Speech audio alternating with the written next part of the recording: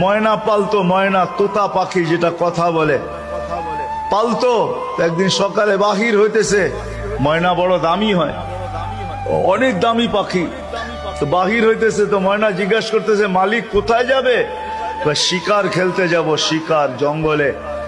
আমার ভাইদের সাথে দেখা হইলে আমার একটা সালাম দিও।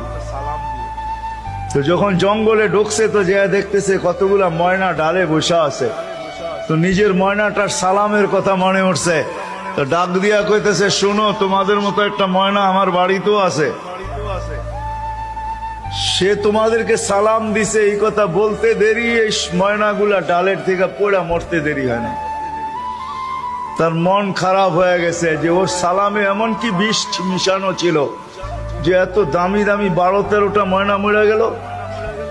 তো শিকার না খেলেই বাড়িতে চলে আসছে। তো ময়না জিজ্ঞাসা করছে, মালিক এত তাড়াতাড়ি ফিরলে, হাতে তো কোনো শিকার দেখি না। তুই কথাই বলিস না। বলে কেন? তোর সালামে এমন কি বিষ ছিল যে তোর সাথীদেরকে সালাম দিতে দেরি, একটু মরতে দেরি হয় নাই। এই কথা বলতে দেরি, নিজেরটাও মরতে দেরি হয় না, ওইটার সাথে সাথে মরে গেছে।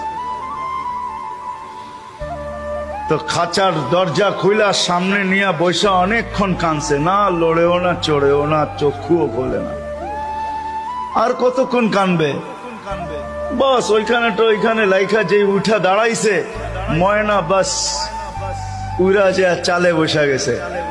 তো বলছে, এটা কি করলি? আমার বন্ধুরা আমাকে খবর দিছে, দেখ আমাদের মতো যদি বাগানে বাগানে ঘুরতে চাস তো মরার আগে একবার মরার ভান করে দেখ, তুইও আমাদের সাথে উঠতে পারবি, জঙ্গলে জঙ্গলে ঘুরতে পারবি।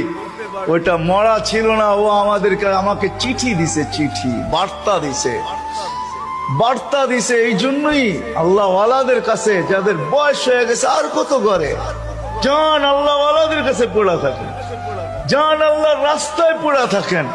মা বোনদেরকে বলবো, জান মুসল্লায় পড়া থাকেন। ভাবেন মরার আগে মরা গেলাম, তাইলে চিরদিনের মৃত্যুর থেকে বেঁচে যাবে, জান্নাত